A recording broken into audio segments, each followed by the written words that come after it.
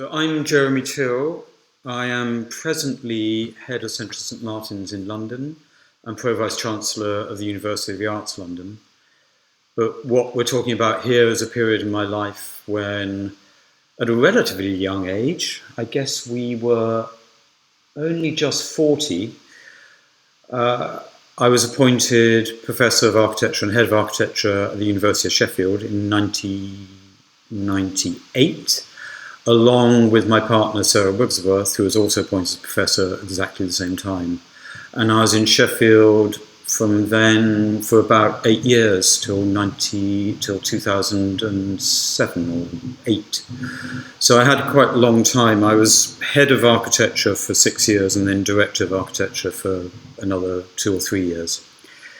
And as in any project, it takes some time to change directions and change the way things work. And I think that one of the things I'm proud about at Sheffield is the whole way that we turned it into collaboratively a school which was interested in politics and in social justice. And as part of that, as a driver of that, was an underlying thread of feminism. And a lot of credit for that has to come from Sarah, my partner, who has taught me about the world, and I think brought a lot of her intelligence and bravery around issues of gender within architecture up to Sheffield, and was, for me, very influential personally, but I think institutionally as well. So let me start with a bit of history. When I was appointed as head of architecture in Sheffield in 1998, I think out of 22 full-time members of staff, I think there were 2 women. And by the time I left, there were at least 50% women. And then the year after I left, there were 5 full female professors. And I think at the time in the UK, there were only 16 overall. So there was quite a big shift in the 8 years that I was there. And I was appointed with Sarah Wigglesworth, who was only the second female full professor of architecture ever appointed. Christine Hawley was the first in the early 90s and Sarah in 1998.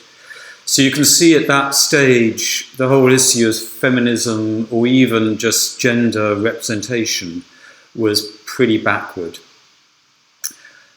I was, of course, deeply influenced by Sarah, and Sarah and Prue Charles, who was there at the same time, I think, were influential within the school in beginning to bring in a feminist agenda. But when it really began to take off, and when it became important, I would say both nationally and internationally, was through a succession of appointments. So Doina Petrescu, Ruth Morrow, Tatiana Schneider, and so on and so forth. And then later on, Flora Samuels, who took over from me, and Irena Baumann, and Fionn were the full professors, but then lots of other influential women who were teaching at the same time. And so I think I take some credit as a leader in enabling that to happen. I think one of the things that leaders should leave behind is a legacy, and that your legacy mainly is who you've appointed. And I wouldn't say, therefore, it was an explicit intention to turn the school into a feminist school, but it was an explicit intention to broaden gender diversity at the time. And in doing that, some of the appointments were strong feminist voices, starting with Sarah, but then the others that I've already mentioned. And I think that it was seen for me as something which was very much a collaborative enterprise.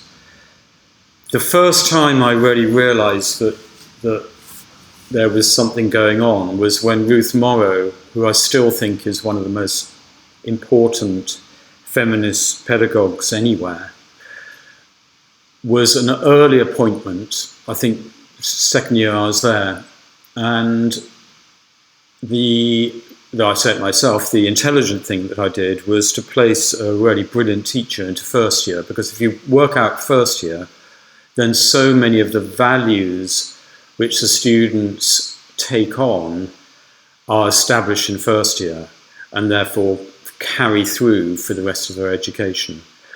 And so by putting Ruth into first year, there was a massive transformation, I would say, within the ethos of the school. And at the end of the first year that she had been teaching first year, she came to me and said, "Jeremy, I've got a confession, which is I realised that I've been running a radical feminist pedagogy." And I said, "Go for it." And she was supported in that by Rosie Parnell and Rachel Sara, who had just finished their PhDs on the crit, and many of the sort of more overtly feminist approaches to do with non-confrontational patriarchies, to do with lessening the macho behaviour of architecture students, to do with a more inclusive environment, to do with collaboration, came through very strongly within Ruth's teaching and Rosie and Rachel's research and instigation of things like the student-led crit. So the sense of my role in it was more of I suppose, of empowering and enabling. But also there were some moments when, for example, I was doing a lecture course called Architecture and Ideas, and I asked Sarah to do the lecture on architecture and gender. I think she did it in the first year, but then she said to me, "Actually, it'd be much more powerful, Jeremy, if the gender lecture came from you." So from then on in, I gave the gender lecture, so that to show that to the boys in the audience, as it were, that the whole notion of a feminist pedagogy was inclusive of their attitudes and their values as well. In terms of what the feminist approach meant to both me and the school, I think is an interesting question, because in many ways we didn't talk about it as a feminist school. We just talked about it as a set of values, which underneath had a whole set of feminist principles at their heart. So I think, it was well known at the time, and again, this was Ruth and Rachel and Rose's work in particular. But this whole idea of inverting the power structure so that the student voice was seen as equal, as more important than the staff voice through things like student-led crit, that could be analysed as an explicitly feminist approach. But I think also it's an approach which is to do with the kind of the way that feminism intersects with critical pedagogy, intersects with social justice, and so on and so forth.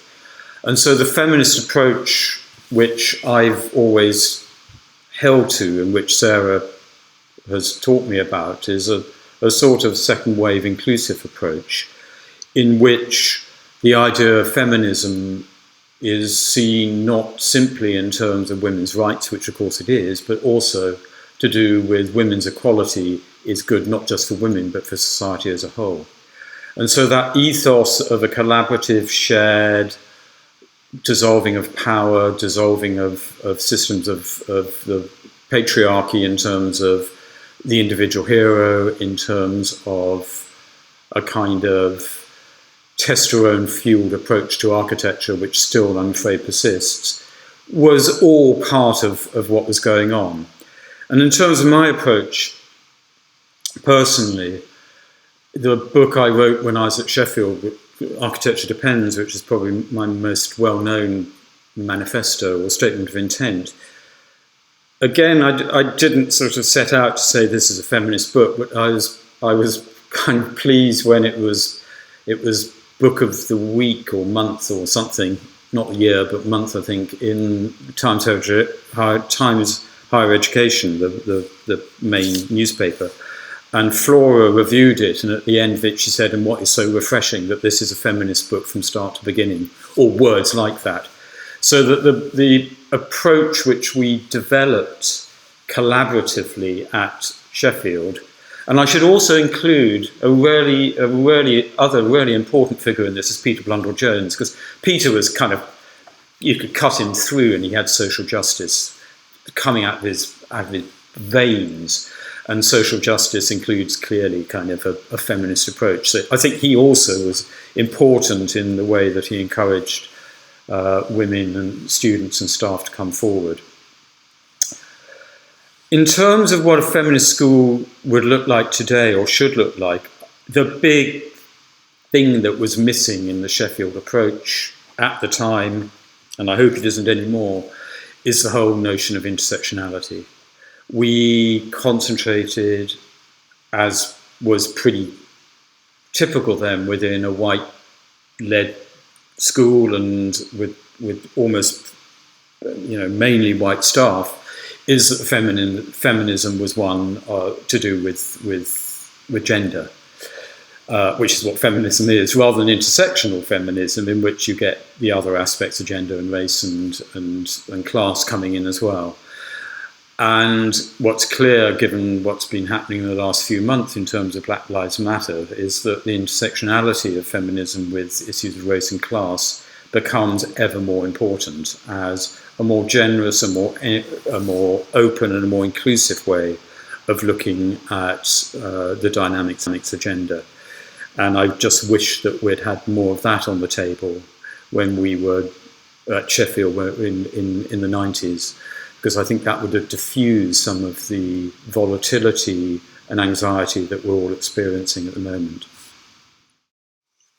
The most important thing to talk about, in a way, is not the idea of feminism as an abstract idea or even as an idea which is played out among staff, but what effect does a feminist approach and pedagogy have on students, and what do students learn from it, and does it make a difference? I would say, I have to say, don't I, that it makes a profound difference in terms of values and behaviours and then future practices.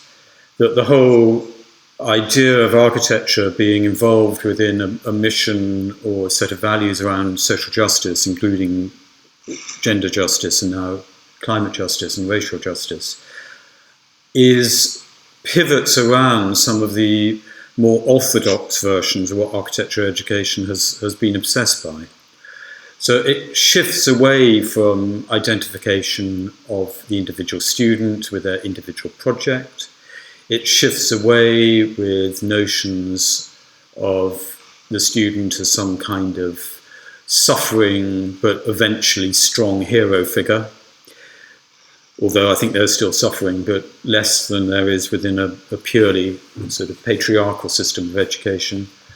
And I think that one saw, and you could see it, an amazing effect coming through from the students who have been through Ruth's first year, people like James Brown, who did a PhD with her later, was a sort of sensibility within the whole school of a more inclusive and more tolerant environment.